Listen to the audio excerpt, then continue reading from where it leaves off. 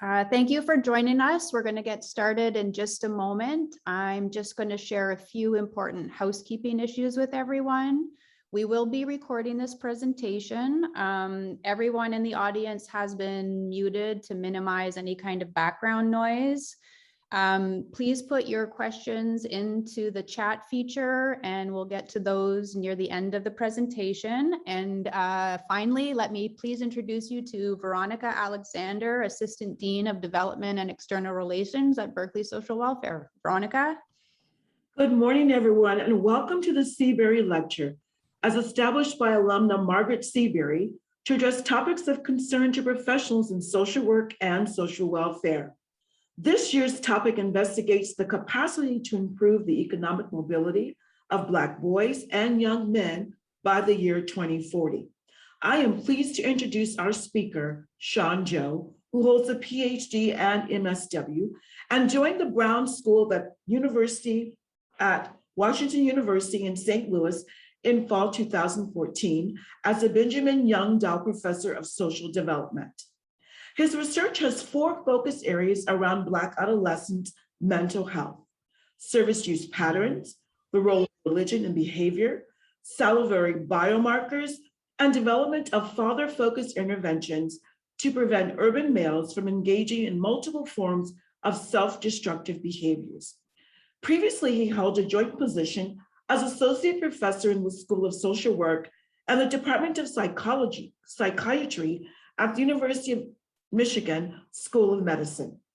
He also served as a faculty associate and associate director for research and training at the Program for Research on Black Americans at the Institute for Social Research, University of Michigan. Dr. Joe is a nationally recognized authority on suicidal behavior among African Americans. He holds awards from the American Association of Suicidology and the Society for Social Work and Research. His recent presentation included in 2019 at the American Psychological Association's main stage event.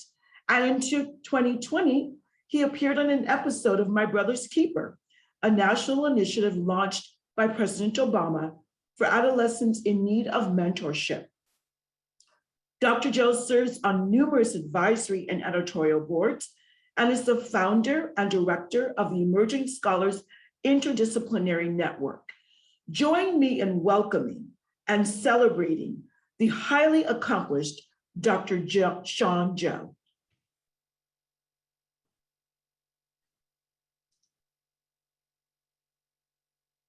I would say good morning. I had to adjust briefly my time zones. I'm in 3 different time zones in the last couple of days. So again, thank you very much. I want to thank Dean Linda Burton for this invitation to present the Seabury Endowed Lecture. I feel very honored with that opportunity to do so. I want to thank this team and Dr. Alexander and others for this warm welcoming. And I'm hoping in the time that we have, we'll have an opportunity to engage in a discussion about really how do we address chronic social issues and that's impacting and disadvantaging many throughout our nations, whether in an urban or rural setting. So to get us going, I want to make sure I do this well. So first, let me get my screen up so I can make sure I can share with you my thoughts today. And it just takes a second for me to do so.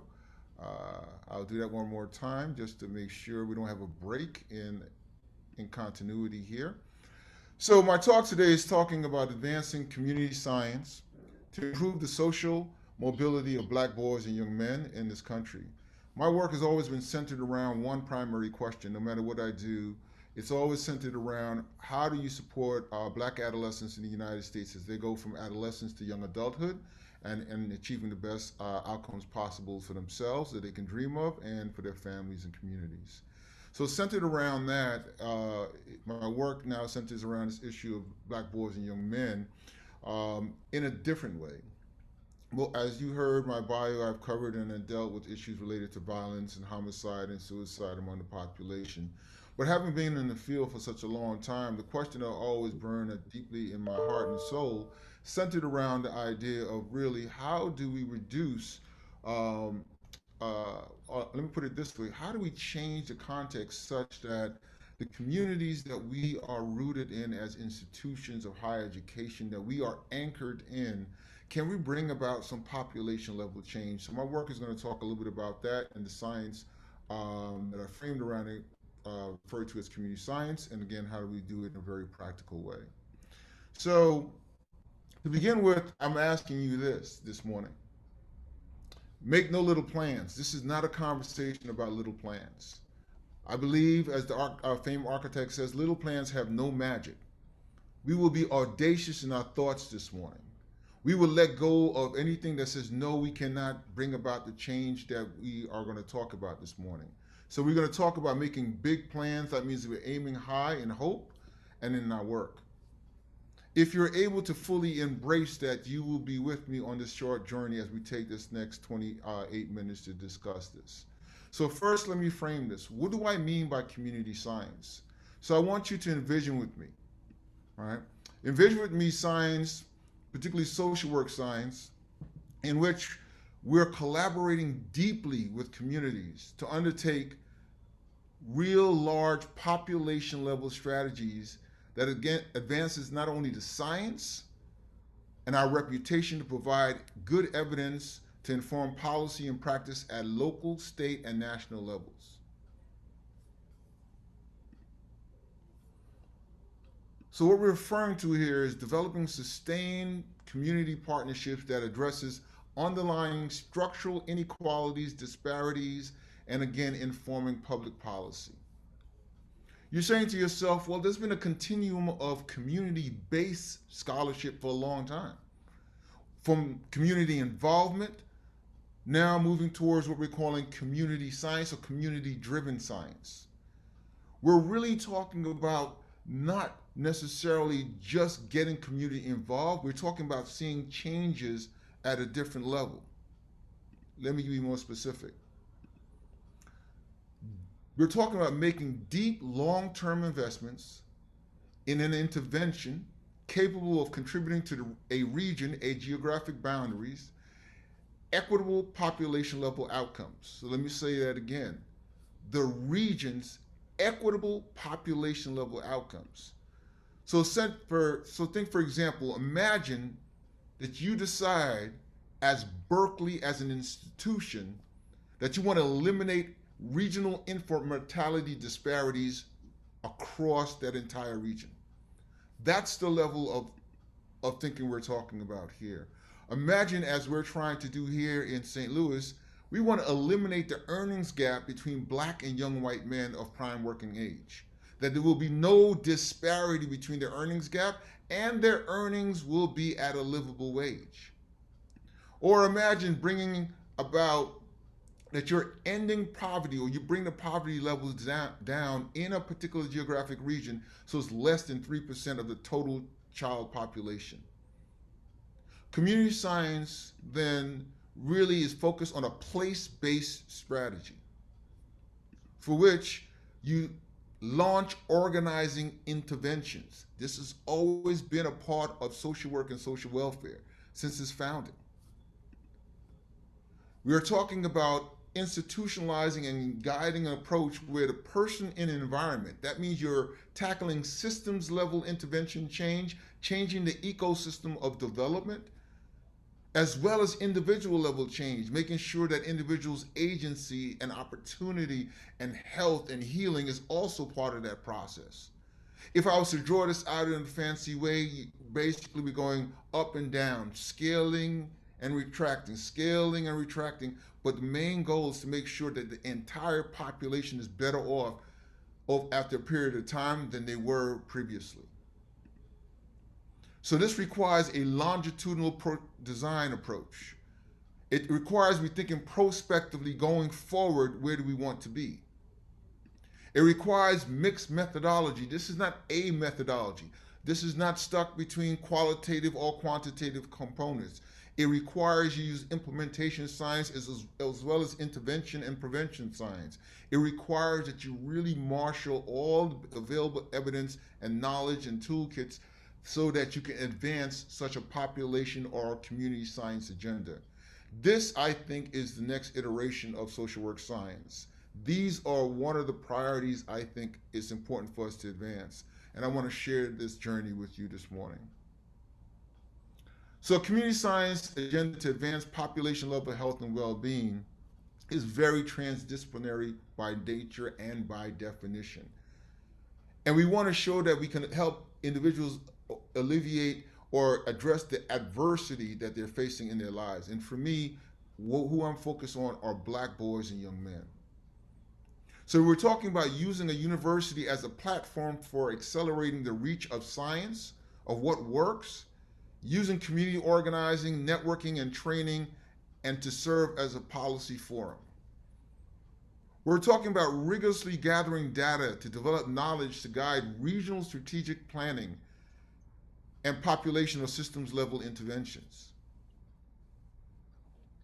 As I mentioned, longitudinal population level design, that means we will have the ability to track the largest regional investment in Black male development. And we're talking about a body of work to really study and understand how to address social mobility in a region. So these sort of equity studies. This is what's underway in St. Louis. When I arrived in 2014, it was the day after Michael Brown was killed. And I had decided to come to St. Louis about a year before, asking the question, can we do something significant? Can we be audacious in our views and our vision around Black boys and young men? There was a gathering of individuals from across the university that says, yes, we can do that. We have a lot of things on the ground that makes that feasible. But coming in the day after Michael Brown was killed, confirmed for me that my decision to move my sons and my family to St. Louis was the right one, because here was a region I could be in partnership with for a long period of time. And I know many didn't really understand it. They probably thought I would have went on to another topic or something like that. But we've been at this since 2014, and I think we've made significant progress. There's been a lot of planning, and I want to share some of that with you.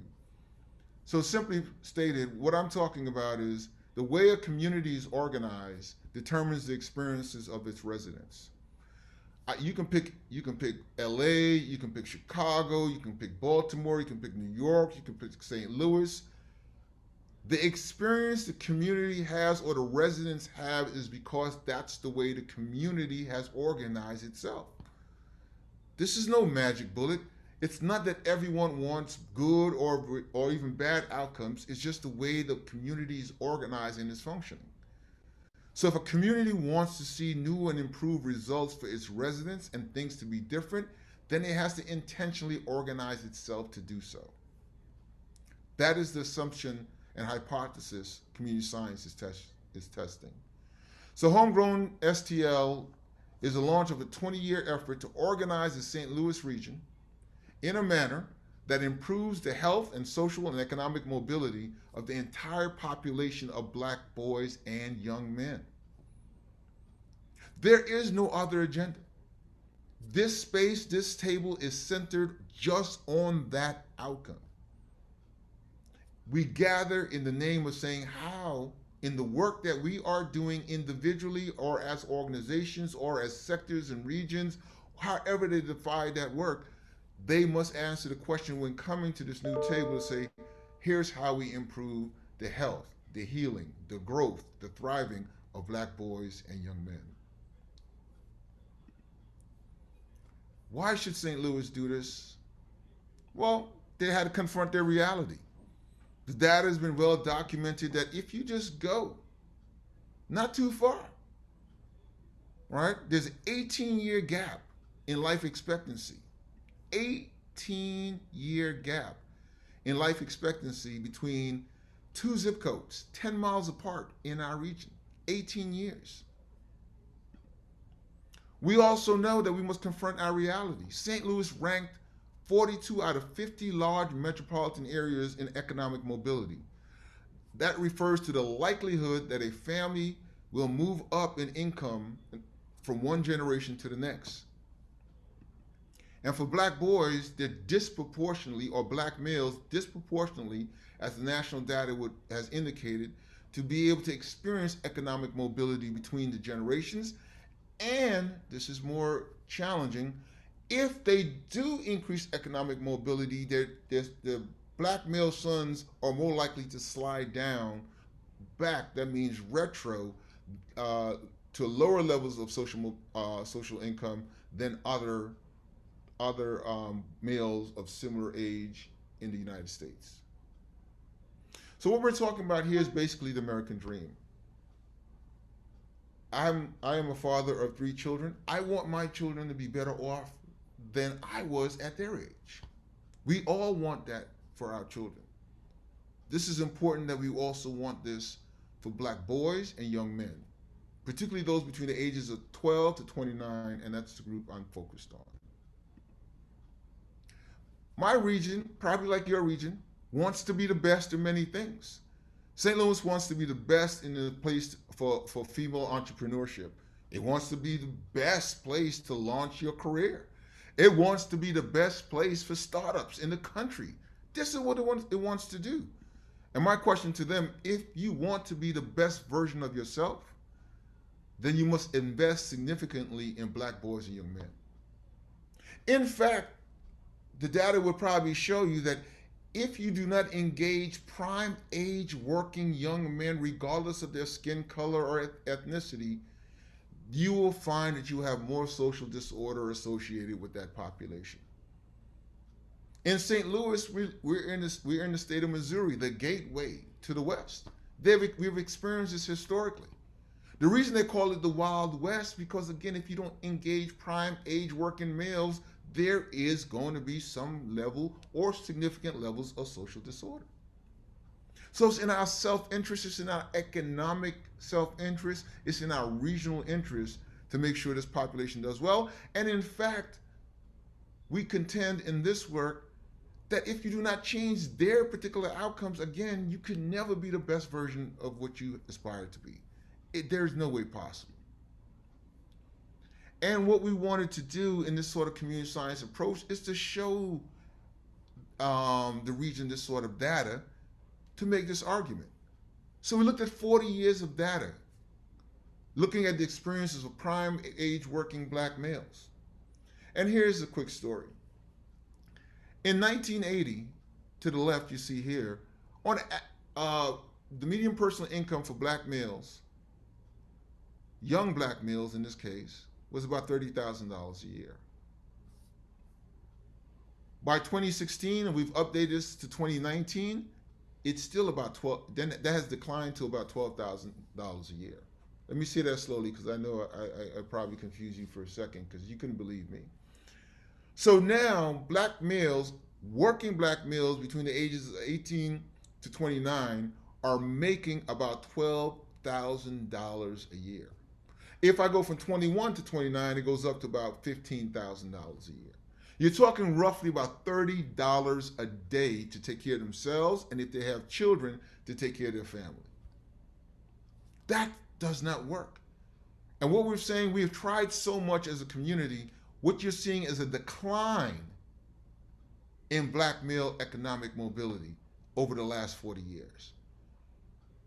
I'm not saying, and I did not say to my partners here in St. Louis that what you're doing is not helpful. It's just not bringing about population level outcomes that is critically important, not only for those males, but for the region. In fact, black males getting a bachelor's degree or higher only went up slightly. So now we're talking about 1 out of 10 black males get a bachelor's degree. We have zip codes where 36 out of every 1,000 black males, let me say that again because I know you couldn't hear me, 36 out of every 1,000 black males, we have zip codes that gets a bachelor's degree. Now, a bachelor's degree is not an end all to all, but in our society, it really puts an individual on a trajectory for higher economic earnings. It matters.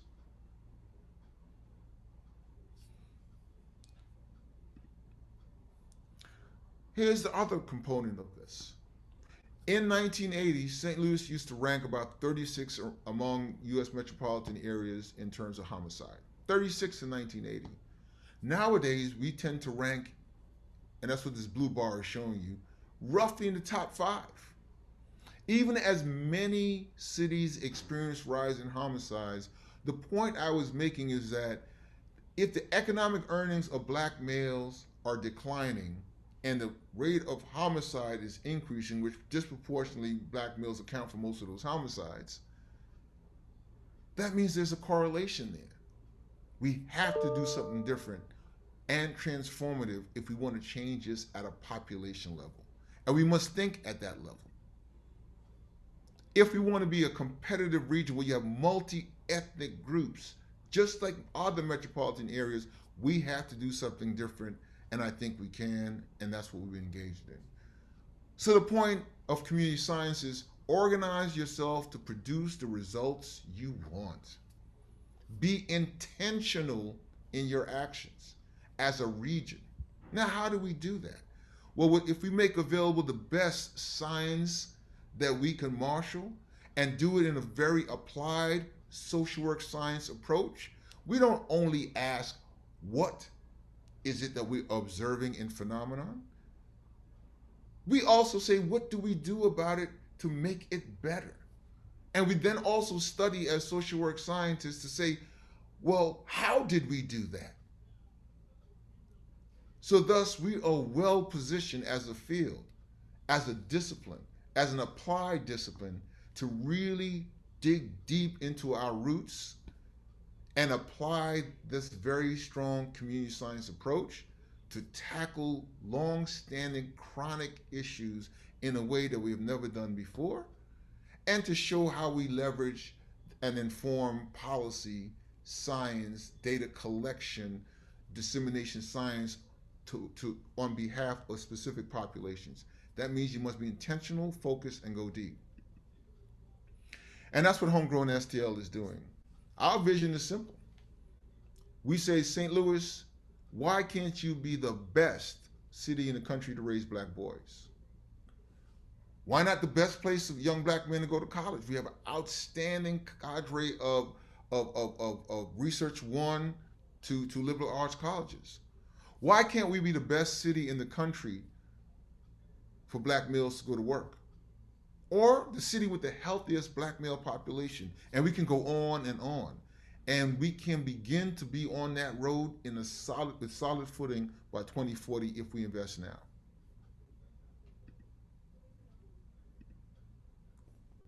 Four years ago, in the East Room of the White House, we launched the My Brother's Keeper initiative. It was a declaration that in a country as prosperous and dynamic as ours, we all have an obligation to lift up communities that have consistently had the odds stacked against them. It was an ambitious call to action to make sure that every boy and young man of color in this country has the opportunity to achieve their dreams. Today, this work continues as an initiative of the Obama Foundation. This is my platform where I can make my dreams come true. It's a brotherhood, it's a support system, it's an opportunity, it's life-changing, it's everything. Now with this program, I can talk and you can hear my voice, because before I couldn't express myself the way I wanted to.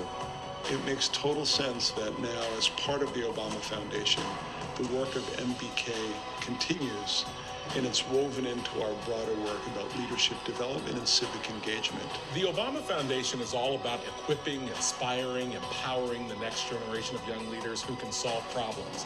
The My Brother's Keeper Alliance is about making sure no one is left behind. So the missions marry together and merge together quite nicely. If we're going to have leaders that are going to solve problems, we need leaders of all stripes, of all colors, from all communities, and we're going to do that work together. It's something that everyone should adopt. It's something that every city should have because it's life-changing. I think it's very important for our stories to be told, because that same struggle that we faced, we can now reach back and pull another young brother through. The next chapter of the My Brother's Keeper Alliance is very exciting. We're going to go deep in communities, we're going to lock arms with them, and we're going to be partners in their success. And we're going to do this work slowly, methodically, while also being urgent about the issues that our communities face. We're going to most definitely inspire a lot of people. And that's the joy of this, seeing smiles on faces that normally won't have them. I have always believed that the single most important task we have as a nation is to make sure our young people can go as far as their dreams and hard work will take them. This is something I will be invested in for the rest of my life. and I look forward to continuing the journey with all of you. 4 years ago, in the East. So in 2015, I gathered with many providers who were working directly with Black boys and young men to launch this thing called Homegrown STL. The name really stands for, as I mentioned, if the experiences that St. Louis has is because this is what St. Louis has produced. So any solutions to those issues will have to be homegrown, and that's really where the title comes from. But now we stand as a university-based community science intermediary operating out of my Race and Opportunity Lab at Washington University in St. Louis. And we're now the region's Obama Foundation My Brothers Keeper Alliance initiative, otherwise known as MBK St. Louis. Our mission is to provide strategic access to knowledge and serve as a regional organizing table that helps to transform systems and enables an increase in the economic mobility by 2040 for 100% of Black boys and young men, ages 12 to 29, who live in our city and in our county. And if you remember my community science definition, you must be place-based and then focus on a specific population and issue. Our framework for success centered around this. You all have seen this parable before. We're all working on inequality from our own vantage point, unable to see the whole picture. And this is what I think the community science approach allows us to do. It allows us to pull back and see the whole picture and see that we're really dealing with one elephant, an elephant of inequality. And now, how can we do our own individual part, but in a coordinated way to make a difference? And to be able to evaluate and reevaluate our strategies using data-driven decision-making. So the elements to that we've developed over these years is that, one, we have a population-level vision.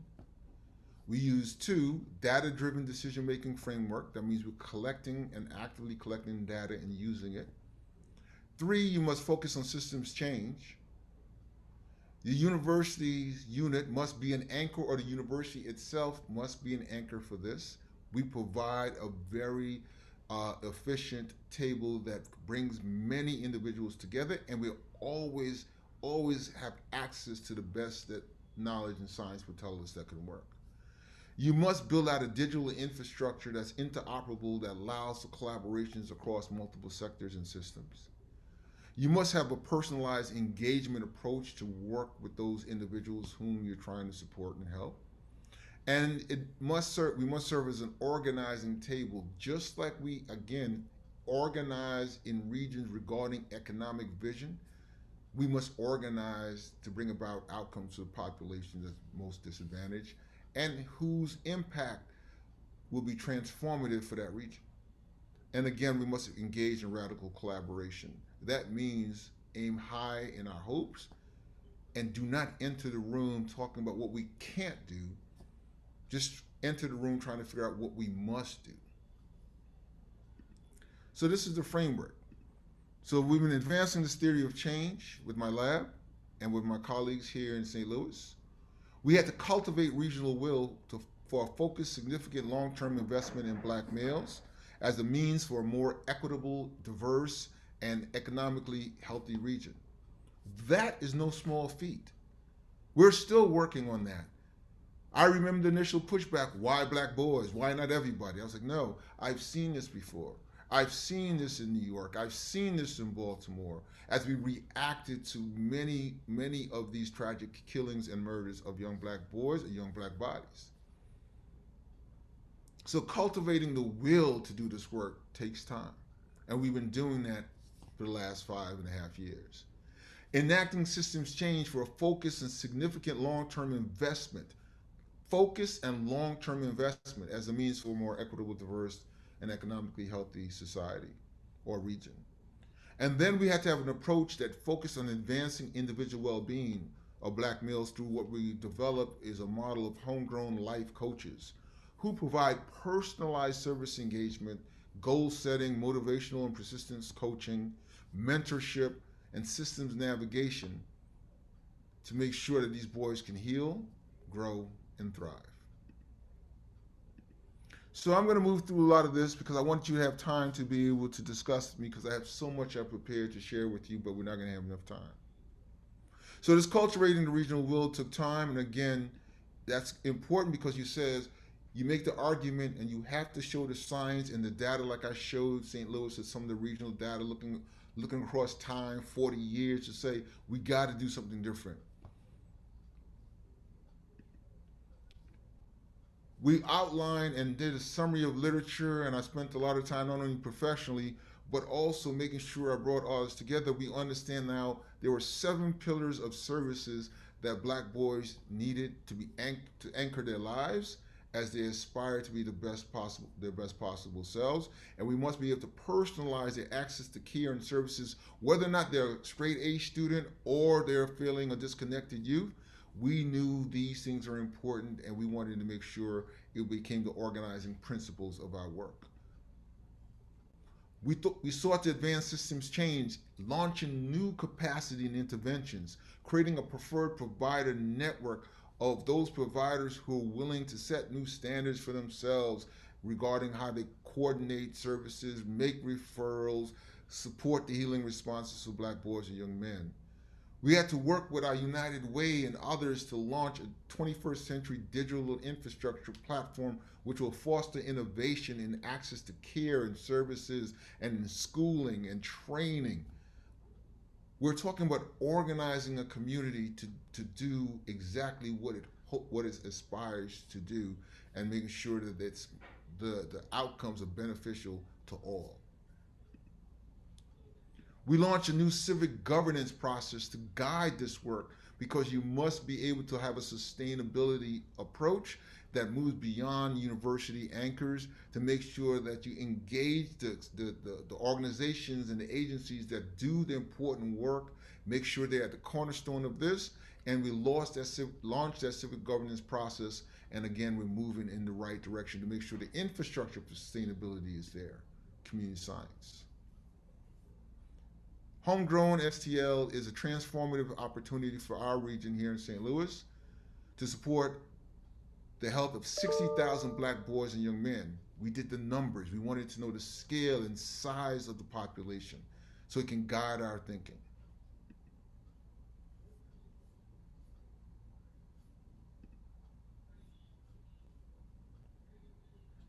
Imagine a St. Louis where every individual has access to the same elite resources and services as its most wealthy citizens. A region where we cut through inequality, giving Black boys and young men the ability to consistently reach their highest potential and thrive. To make St. Louis the best city it can be, we have to change the ecosystem and improve access to resources that are critical to helping Black boys and young men heal from trauma, prepare for work, and reach their highest potential in life. According to a recent study, there is nearly a 2-to-1 gap in wages between Black and white men in St. Louis, meaning that if the average annual income for white men is $30,000, the average annual income for a Black man is $15,000. This has been the case in our city for the last 40 years, and unfortunately, the gap continues to widen. By taking a transformational, population-level approach to improve the economic and social mobility of Black boys and young men between the ages of 12 and 29, we can make positive strides towards closing the gap and realizing the vision of a thriving St. Louis community. The way a community is organized directly impacts the experiences of its residents. Homegrown STL is an effort to organize our community and improve the social and economic mobility of Black male youth. We believe that all Black male youth in the city of St. Louis, regardless of what school they attend or where they live, are entitled to the same elite resources that students in more privileged areas have access to. And while the resources are available, unfortunately, the ability to navigate the complex and often biased systems is not always easy. For many Black boys and young men, learning about and gaining access to these resources can be a major barrier.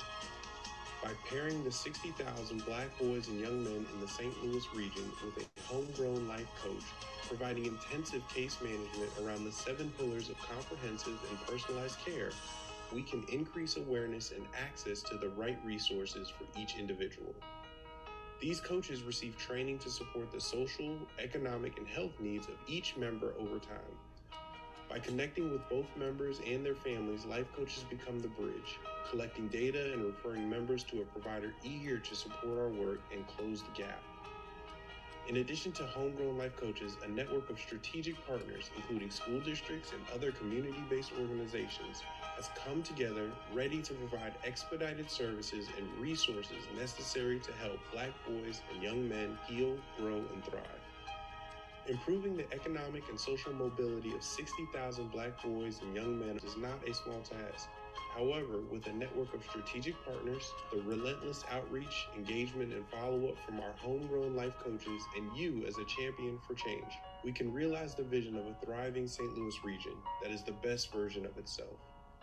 If you want to learn more about homegrown STL and be a part of what we're doing to see a 100% increase in the upward mobility of Black boys and young men by 2040, email or call and ask how you can be a champion for change.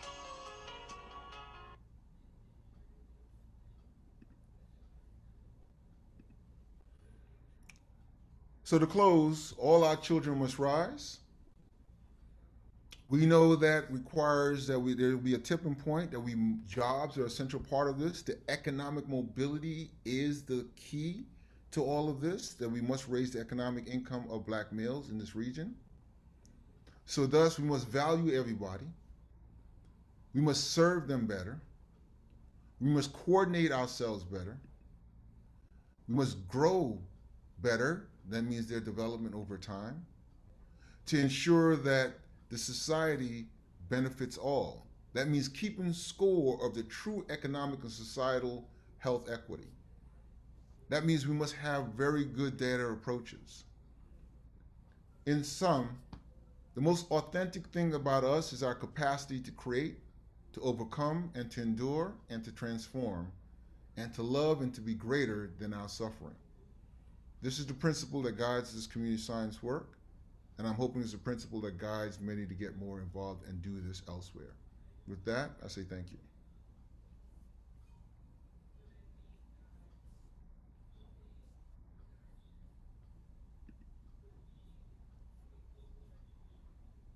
Hello, Veronica, Yes, you can go right ahead.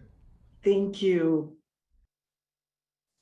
Dr. Joe, thank you so much for this wonderful example of rising to the occasion of being our best selves in support of a very vulnerable population of brilliant minds that have yet to reach their potential. As we wait for questions to come through the chat, and I'm more than happy to deliver those, so please don't hesitate to share. I'd like to ask you a few questions just to raise an issue or two that's important to me. As a nationally recognized authority on suicidal behavior among African Americans, most often I hear about suicide as it relates to African American males who've been in the military returning home with PTSD.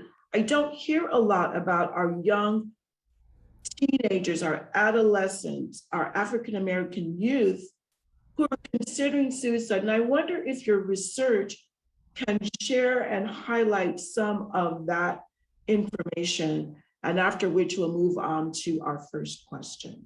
Thank you. Sure. So we've been very concerned for a long time around related to suicide among Black Americans. Quick summary is that when suicide among among Black Americans is a youthful male firearm involved phenomenon. That means Black Americans who are more likely to die by suicide are under the age 35. White Americans who are more likely to die for suicide is over the age 65. So you're talking about two different experiences in terms of generational loss. One is losing the past, the other one is losing the future. Mm. So this has been a growing trend since the 60s, that we see younger and younger generation of Black Americans at risk for suicide. Now, for the first time in the history of what we have documented, you have an age group of Blacks who have higher rates of suicide than whites. And you know who they are? Children under 12. Wow. That doesn't signal we're headed in the right direction in any way. Thank you so much for your response. I'd like to be able to share now with everyone a question from Miriam Vasquez. Dr. Joe, how do we create partnerships at the middle school and high school level? Sure. I think there are many strong examples of partnerships throughout the country, but the way we're taking this community science approach is that uh, one of the key transitional outcomes my framework outlines is that it's important to go from school to work or skills development to work. And the way we tend to do it is that we work with school districts to say, again, our initiatives is try to enroll every black male in this community initiative called Homegrown. And we work with school districts to say, um, you play an important role. You are one of the skills development institutions in our region and in our society. And we want to work with you to make sure you have the best capacity to do what you need to do. But at the same time, those other components of what we built out in terms of access to additional services and coordinating that service community and creating what we call our preferred provider network. Again, there was a time in the United States that blacks couldn't go just anywhere to get services. They couldn't go just to any hotel. They couldn't stop at any stop or places to eat. And they call that concept the Green Book. So this is going to be our Green Book of providers. So we said, school district, our homegrown life coaches will be help to extend your reach to make sure that your young people can have access to the best care we can get for them, while you're focusing on their skills development, particularly the skills that's related to their economic mobility opportunities. So I think it's important when you sit down with school districts, you really have to situate your work, whether it's curricular or extracurricular, with them, and situated in a way that it helps them to achieve their mission. I'm not asking them to change their mission. I'm saying we, the community, now come together so we can help you do that better, and then help you do the pieces that you're struggling with, which is make sure that these young people don't come with just their aspirations and capacity. They also have needs that school districts cannot handle, but we have institutions and organizations and programs, formal or informal. But if we don't have an organizing table to really target that, make it better, and understand what's the status of it, then we're not going to be able to achieve population outcomes or change. We have improvements. We have things people can cite, turn in reports. We have things that funders will say, well, yeah, that was great. We served 50, we served 300, but you're not talking about the thousands. And it's the thousands that leads to transformation. Thank you so much for that response. Dr. Joe, Clayton Chan is interested in the various policy and community initiatives that are needed to make a major impact. And here is his question. He would like to know, can you provide more background and information on the step ladder approach, such as health, that you showed during your presentation today? Well, Clinton, that's the main thing we have to do as social workers and as scholars. We're writing it up. So that's exactly what we're doing now. And I've been intentional about how we've been building. We've been intentional to try to document what we're doing, because what we're trying to do is audacious. I do not kid myself, but we're very pragmatic, and we're very focused, and we're very disciplined about staying on topic and making sure that we don't drift into trying to solve all the issues. We're just saying we're trying to solve it for this group. So my point to you is that we're writing now. I spent a long time thinking with my colleagues and others framing, and we're setting up to involve others, because this is not just one disciplinary mind that's going to be able to help solve this. You let's have a cadre of scholars who bring in their expertise, and a community that's ready to ask, accept, and absorb that expertise, and then to be able to do something with it in a practical way. So we are fostering a new civic governance capacity for the region. And even given that its name, I had to figure out what is it that we're doing. So there are some steps, there are things that we can be able to share. And as I'm now putting this out there, because this is actually my first presentation putting it out there at this level, and I just thought it was appropriate given the focus of the Seabury endowment and vision, and I want to thank her family for that. Because again, it's really about how do you leverage the best science that schools of social work or social welfare can offer to really have local impact in ways that address social issues, and for me at a population level. And I keep saying that because I say I don't want to come back in 40 years and say who's the next generation doing this. That's not what we should be leaving off the field, our discipline, or our communities. Thank you. Michael Lewis has a question. Have other regions launched a similar homegrown approach to develop young men of color? And if so, how can this effort get started in the San Francisco Bay Area? Well, wonderful thing, Michael, is that San Francisco Bay Area is the home of a lot of boys and men of color work. You have the California Endowment, you have Policy Link, you have some of the leaders in the field. They're right there in the San Francisco area. When My Brother's Keeper Initiative had its first national meeting, it was in Oakland. So we all came out there. So you have a lot of pieces there. However, no other region is attempting to do what we're doing in St. Louis. You have boys and men of communities elsewhere. So again, we're university based. We're the only one that's university based. And there's some strategies and thinking related to that. Two, none of them are operating at scale. They're not even designed to operate at scale. They're designed to operate in pockets. We're designed to operate in populations. So I think there are great examples of boys and men of color initiative across this country, but no, we're the only ones that's operating at scale, and there's some reasons I think we're able to do that. One, the size of our population is 60,000 city and county total in terms of black boys and young men in the age group that I've chosen. I grew up in New York City. 60,000 black boys at that age, that's a couple of blocks. That's not a city and county combined. So we have this, so scale makes it more feasible for me to think in this way. And then my region, probably like yours, you probably beat us. We're number 9 in terms of philanthropic giving in the country. So we have the resources. We have some other unique things that service provider networks, tackling a variety of issues that we're able to scaffold this onto existing infrastructure. But more important, you must have faculty, particularly like in schools of social work and social welfare like ours, whose expertise and they're willing to commit to this and to lend their expertise and their time. And we have the freedom to do this kind of person in an environment sort of strategy. If you really think about what I'm doing, I'm trying to change the ecosystem so that those in that environment can be better off. If that's not person in an environment, what am I talking about? So theoretically, I can show you how it's all aligned. But my simple answer is there's great work. There's nothing else trying to do this level of place-based at scale that we're trying to do and leaving a civic infrastructure to sustain it.